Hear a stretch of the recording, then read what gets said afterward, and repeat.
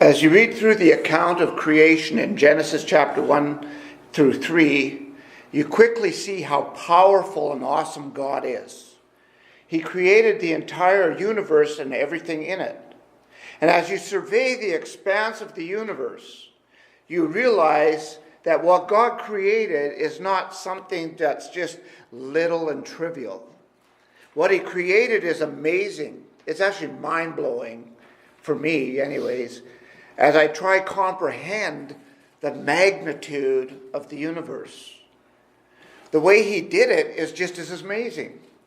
He simply spoke it into existence. Colossians chapter 1 verses 16 and 17 tells us that God created it through his Word, the Word that became flesh, Jesus Christ. And in him, all the things hold together. And I realize that's a lot to digest right there. So if we break it down just a little bit, let's look at God and how he created the earth and everything in the earth.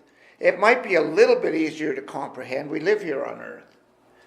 He created it to spin at just the right speed and tilted it at just the right angle, just enough to make everything work with the sun and the moon and keeping us all from falling off of this ball or flying off of this ball.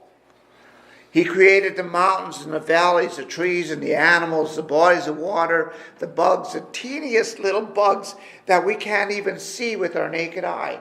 He made everything to function together in its place for a purpose. He created the seasons, he created day and night, and again we find our minds kind of struggling to comprehend all of this.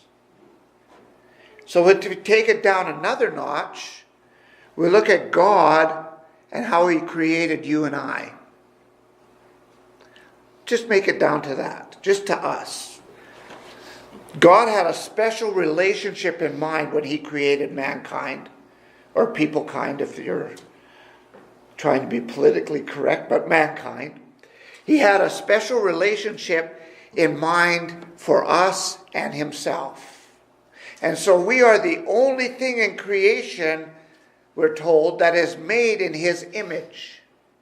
And we can debate all day what that is, and we're not going to do that here today. It's been debated what that all means. But the scripture definitely says that we have all been created in his image, and that should be very special and precious for all of us. It is a blessing. Doctors have marveled over the creation of our bodies, the intricate details of things in our body, and the mind that he has given us, the brain, that is so much more complicated than computers. And we're amazed at computers.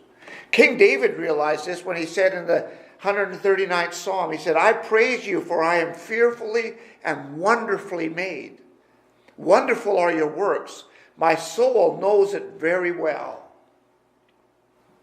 Does your soul know very well how wonderfully and fearfully you are created? David was aware of this. He was aware of how God created us. And I don't think we sometimes even can comprehend all of that. Or we don't. So this morning I thought we'd take a pragmatic look at God, our Creator. There are designers in this world. They are behind many of the things in this world that we have today. They're behind clothes, the clothes that we wear. There are designers of cars, cell phones, buildings, boats, everything and anything that you can think of or mention. They're behind it. Someone designed them. This building was designed by somebody. I wouldn't give you a whole lot of credit for that, but this building was designed by somebody. This sweater I'm wearing was designed by somebody somewhere in the world. That chair that you're sitting on was designed by somebody. The designers file a patent when they make a design with the government, pay big money so that no one else will steal that design. They don't want anybody else to be using that design for their purpose. They want it for their own purpose that they designed it. And so people go to great lengths to protect their design. When I worked at Brandt Machine, my position in the shop for a while anyway was working in R&D. And it's where we built prototypes of the machinery that they planned to produce. Now, the engineers in the office would design them, and then they'd send the design out to us in R&D, and we would build the prototype. We needed to do that because the designs weren't perfect, and the designers weren't perfect. And so we would find all the little glitches in R&D, and we'd work all of that out, and when we finally built the prototype, we had all those glitches worked out, then it was ready to produce. And a lot of the machinery that you see in the farmers' fields today come from that background. God is our designer. He designed us the way He wanted us to be for a specific purpose. One of the differences between God, of course, being our designer and designers in the world is that God gets it right the first time. There doesn't have to be a prototype built to get all the glitches out. He gets it right the first time. In Genesis chapter 1 and verse 26, we read of this design. He said, "Let us make man in our image." So He first of all designed us in His image. Whatever all of that entails, we are designed in His image. Secondly, He designed us to have dominion over the fish of the sea and the birds of the air and over the livestock and over all the earth, over every creeping thing that creeps on the earth. We are designed to look after all of that, to work with all of that. That's how He designed us. He's designed us to rule over it, it says. Imagine that. And then in Genesis 2:15, it tells us that He put man in the garden to work it and to keep it. So He designed us to keep the garden too. I think you have to agree with me that God's design is perfect. It's pretty amazing. It's flawless. So He designed us in His image to have a special relationship with Him and to take care of His creation here on earth. That was His design. Now, oftentimes, manufacturers that make things, they will have or they will employ designers for themselves. And the designer, or else a designer will search for a manufacturer to make their product. For instance, all the car manufacturers, Chrysler, Ford, Toyota, Nissan, Hyundai, Volvo, all the car designers have people working for them that design the cars that they're going to make. But then there are designers that design things like a toy company. They design the toys that they want to have, and then they'll send it to a manufacturer in China or Taiwan or somewhere where the labor is a lot less expensive and they can get it built for less money. And so they have a design and they send it to a manufacturer to make that. That is why you often see made in China or Taiwan on your clothes or on your toys or on your entertainment things, all of those things. God didn't do that with you and I. He didn't ship us out to be built. God formed us Himself. In Genesis chapter 2 and verse 7 it says that God took dust from the earth and He formed man. He molded us into the being that we are. Now I don't know about you, but have you ever held dirt in your hands? Think about it. That is what you are formed from. That is what God took and made you. In a true sense, that's a miracle. Because if you've done like I've done, you would know. I have taken dirt and I have tried to build things out of dirt and make it stick together. And it's not easy. You can make it mud for a while and sometimes it works and you need a lot of extra things to help it hold together until it dries and then it falls apart anyways. And it's not an easy thing. But God took dust from the earth and he formed us. David in the Psalm 139 Psalm verse 13 says, God formed his most inward parts.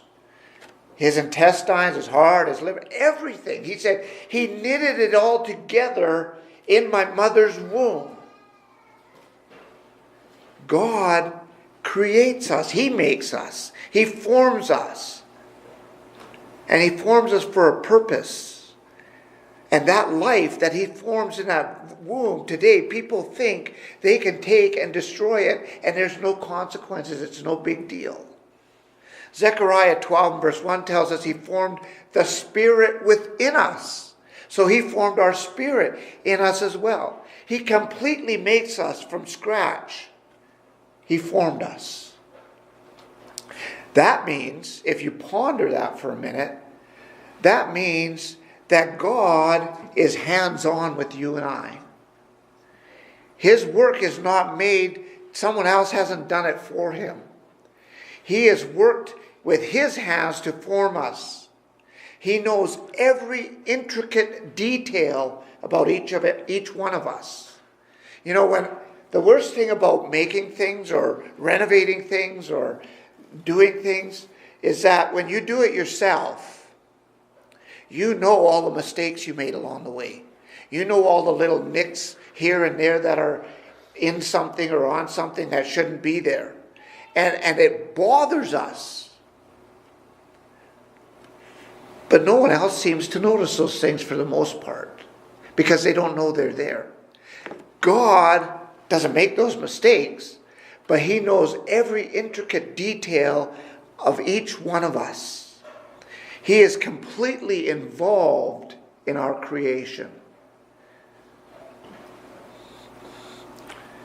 He gave us every part of our body to serve its function, to make us the living being that he wants us to be. And then in Genesis chapter 2 and verse 7, and this just amazes me, is that after he formed us, he breathed life into our nostrils. Think about that. Have you ever tried to breathe life into something you made from dirt? I couldn't even get it to stick together, let alone put life in it. But that's what he did for us. He made us. He created us. So he's personally invested in each and every person's life. He's involved from the moment you are conceived in the womb until the day you die on this earth, and then it depends where you're going to be. He isn't just creating people and letting them go about doing what they want to do and laughing at them at the mistakes they're making. That's not the way he designed us, or that's not the way he made us. He designed us and formed us for a purpose. And to that end, like any manufacturer or like anybody that makes something, it usually comes with a warranty. Think about that. There is a limited time, limited warranty on the parts of our body. He's created us with a time limit in mind for this body. And there's a variety of things that can happen that will make it shorter, longer, different. We don't have a lot of control over that. But sin has put a damper on the longevity of the parts of our body. It has severely affected how long we live on this earth. In the garden, God decided that we would be there forever. That's how he designed us. But sin came into the world and changed all of that. Because everything that God made was good. So what went wrong? It was sin. It was supposed to last, but sin's ugly head was reared, and now it doesn't last here. Ever since sin then, sin has been working havoc on the lives of those that God created. And that's why we have a limited warranty on the functioning parts of our body. Psalm 90 and verse 10 says that the years of our life are 70, and even by reason of strength, 80. There is a date for this body to fail, to finish what it's doing here on earth. But sin hasn't affected the part of the warranty that says this body can and should fulfill the purpose for which God created it. Paul had some struggles with his body during his ministry, and he prayed many times for God to heal him, to remedy his illness. And God's answer to him in 2 Corinthians chapter 12, verse 9 was this: "My grace is sufficient for you, for my power is made perfect in weakness." I don't like that passage of Scripture. What he's saying is, it doesn't matter what your body's like, whether it's healthy or not healthy, or whether it's strong or not strong. It doesn't matter. It can still serve the purpose for which it was created. People say sometimes, man, if I just had my health back, I would do this and this and this for God, and I would be, I'd be so much better. And then they get their health back, and they don't do anything for God. And you wonder where that promise went. God says you can fulfill your purpose, the purpose of your creation, regardless of what happens with your body. As long as you can use your body, use it for the purpose it was created for, this warranty will not run out, even though the warranty on the parts does. Your warranty will not run out. Whenever you buy something, the warranty is good as long as you use the item you bought for the purpose it was created for or designed to do. So you buy a washing machine, you don't start mixing cement in it. It just is not created for that, or it's not designed for that. And surprise, you won't have warranty on that washing machine. The same is true with God and his warranty for us. If we fail to use our bodies for the purpose they were created for, our warranty is null and void. He says we can have life after this body, after life in this body, but this body needs to be used for what I designed it to be used for. I've heard people say that God's blessed me with this body and this health and all this stuff, so I'm going to make the best of it in this world. That's not what God created it for. God created it to be in a relationship with him and to serve his purpose on this earth. When Israel didn't do what God wanted them to do, when they walked away from God, God would send them a prophet. And he did that with Isaiah. And in Isaiah chapter 27, verse 11, Isaiah had to deliver a message to Israel. And here was the message. The people who were doing what they wanted to do instead of what God wanted them to do were people without discernment. And therefore, he who made them, that is God, will not have compassion on them. Think about that. And that's true today. As true as it was in Isaiah's time. If we don't use our created body for God's purpose, then he won't have compassion on us. So what does that mean for you and I? That God is our creator. He designed us, he formed us, and he gave us this warranty, this guarantee. Why is that important for us to understand? Here's why. You see, in all of this, we have a choice. But if we want to succeed in life, we need to understand that God is our creator, and we need to realize that the only way we'll truly have success in life is with God. We need God to be successful. He knows us best. He created us. He knows why he created us for. He knows everything about us and what we need. Without God, we're destined to fail. How do we, the created, know what's best for us rather than the creator? In fact, that is told to us in Isaiah. He says, he is the potter, we are the clay.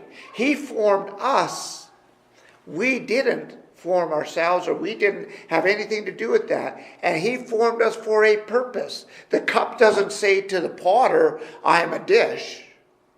The potter says, I designed you, you're a cup. And that's how it works. Man has messed up that relationship with God by trying to be the one who knows best. And even though that has happened, God still is working to fulfill his purpose and for us to fulfill our purpose. He is trying to save us from ourselves. Paul tells us in Romans 5 that while we were still sinners, Christ died for us because of the love of God. God didn't give up on us. We gave up on God. And that's why he sent Christ, his Son, his one and only Son, to this earth to suffer brutally at the hands of his creation, who think that they know better than he does. He sent him to teach us the truth about life and to redeem our lost souls, to break down the wall of separation that sin caused, and to give us the opportunity to be back in a relationship with him. To be the creation that he designed and formed us to be. If you're here this morning and you're not in a relationship with God, what's stopping you from returning to God and being the creation that he wants you to be? If you want to do that, if we can serve you in any way, if you're struggling with something and you need help, let us know by coming forward now while we stand and sing. There is beyond the azure blue a God concealed from human sight. He tinted skies with heavenly hue and framed the worlds with his great might. There is a God, he is alive. In him we live and we survive. From dust our God created man. He is our God, the great I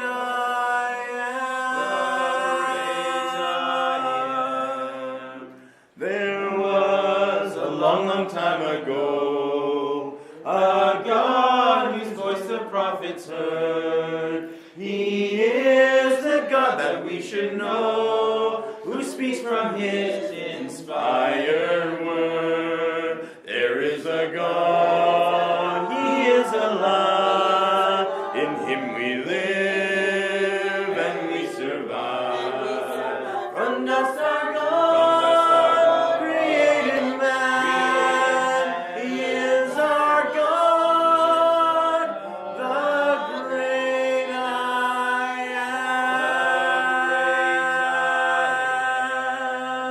am. Secure is life from mortal mind. God holds the germ within his hand. Though man may search, they cannot find, for God alone does understand. There is a God, he is alive. In him we live and we survive. From dust our God created man. He is our God, the great I